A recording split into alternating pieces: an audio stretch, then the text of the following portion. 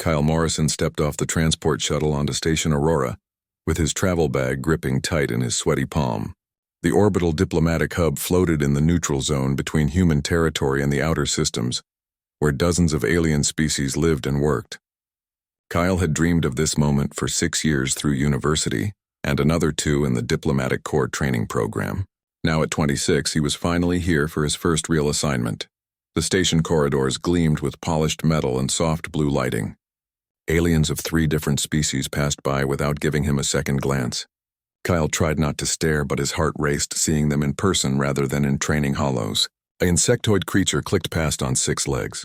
2 floating beings that looked like jellyfish drifted through a specialized water corridor that ran parallel to the main walkway.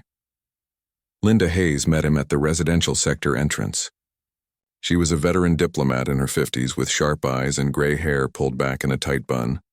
She had been doing this work since before Kyle was born. "Welcome to Aurora, Morrison." She shook his hand firmly. "I hope you studied your briefing materials because we have a situation developing fast." Kyle nodded quickly. "Yes, ma'am. The Velcran delegation arrives today for Alliance preliminary talks." Linda walked briskly and Kyle hurried to keep pace. "That's right. The Velcrans control 7 star systems and have military technology we desperately want to understand. More importantly, they sit on the border between us and the Kresh Dominion. If we can ally with them, it changes the whole political map of this sector. No pressure than Kyle thought, but did not say out loud. Linda stopped outside a door and palmed it open to reveal a small but comfortable quarters. "This is yours. Unpack quickly. The welcoming reception is in 2 hours in Diplomatic Lounge 7. I need you there early to help set up." The Velcrans are particular about spatial arrangements and lighting. Their visual spectrum is different from ours. Kyle dropped his bag and Linda continued. "One more thing, Morrison. The Velcrans put enormous emphasis on proper protocols and respect for rank. Their ambassador is named Zara, and she is extremely important to her people. Do not approach her casually. Do not speak unless spoken to first. And for the sake of this alliance, do not make assumptions about their culture based on appearance. Understood?" "Understood completely," Kyle replied.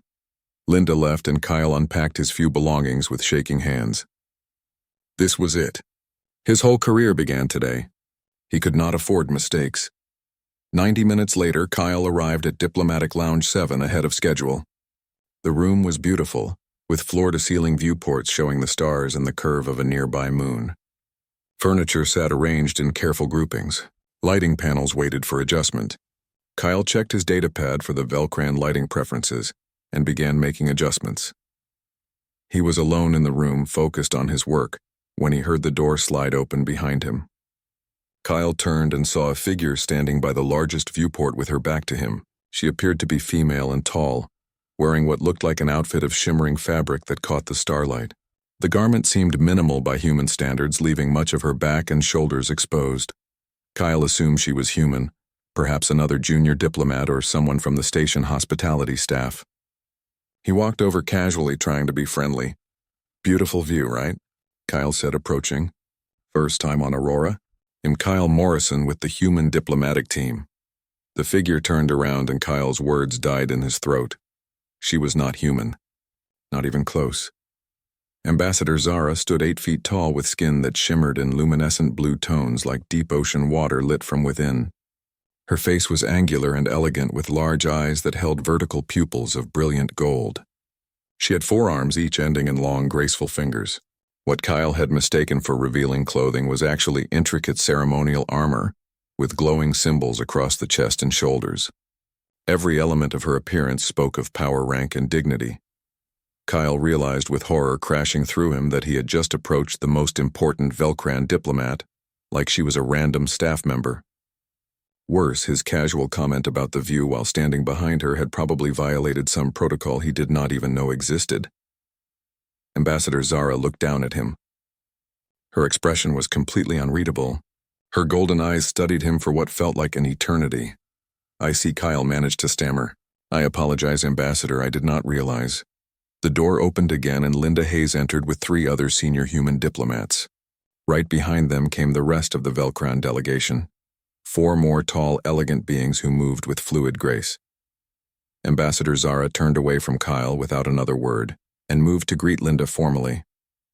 The Velcrans and humans began their official welcome protocols. Kyle stood frozen by the viewport, feeling like his career had just ended before it started. The reception proceeded, but Kyle could feel the tension in the room like a physical weight. The Velcrans were polite but cold.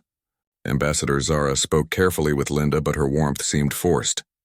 The other Velcran delegates kept glancing at Kyle with expressions he could not read. Linda pulled Kyle aside after 20 minutes. "What happened, Morrison?" The Velcrans seem offended, but they refuse to say why. Their culture forbids speaking of insults in public settings. "Did you do something?" Kyle wanted to confess right there, but fear locked his throat. If he admitted his mistake now, Linda might remove him from the delegation entirely.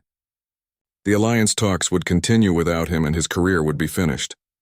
He convinced himself that perhaps it was not as bad as he thought. Maybe Ambassador Zara had not been offended. Maybe the tension came from something else. "I don't know, ma'am," Kyle lied and immediately felt sick. "I arrived early and was alone until you came in." Linda frowned but nodded. "Well, something is wrong. Stay quiet and observe. Try not to make things worse." The reception ended awkwardly. Over the next 2 days, the preliminary alliance talks began but made little progress. The Velcrans remained polite but distant. Ambassador Zara avoided Kyle entirely. Linda and the other senior diplomats grew increasingly frustrated. Kyle spent his free time desperately researching Velcran culture through every database he could access. He learned that Velcrans had incredibly complex social hierarchies based on accomplishments and rank. They communicated respect through specific visual protocols, acknowledging another Velcran's status through proper greetings that involved seeing and being seen in particular ways.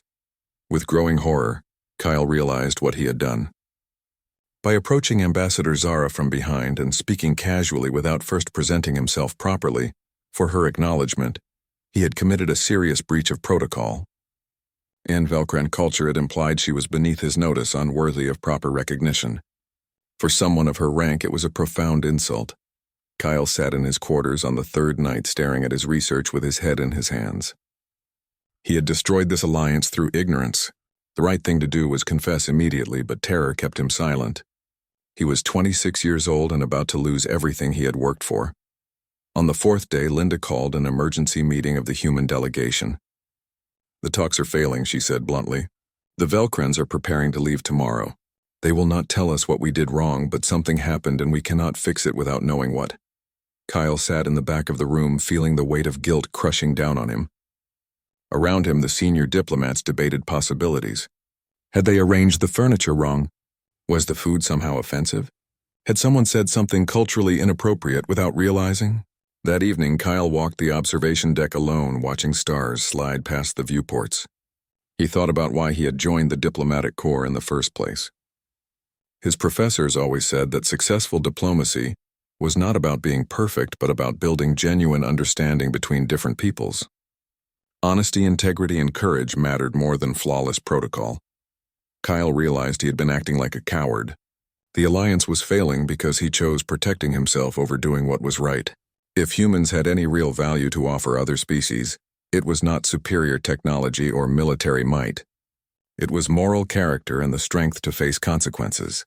He went to Linda's quarters and requested a private meeting. She looked exhausted but let him in. "Ma'am, I need to request something unusual," Kyle said.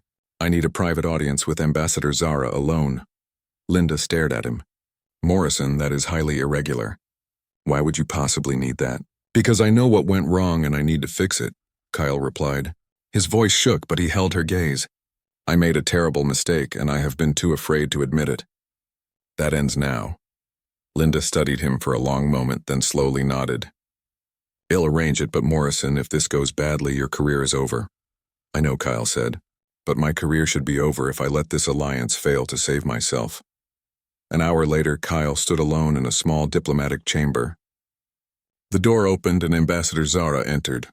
Up close, she was even more imposing, her luminescent skin casting soft blue light in the dim room. She looked down at him with those golden eyes and said nothing. Kyle took a deep breath. He had researched the proper Velcran form for confessing wrongdoing. He placed both hands over his heart and lowered his head. "Ambassador Zara, I approach you now with full acknowledgement of your rank and my failing." Kyle sighed.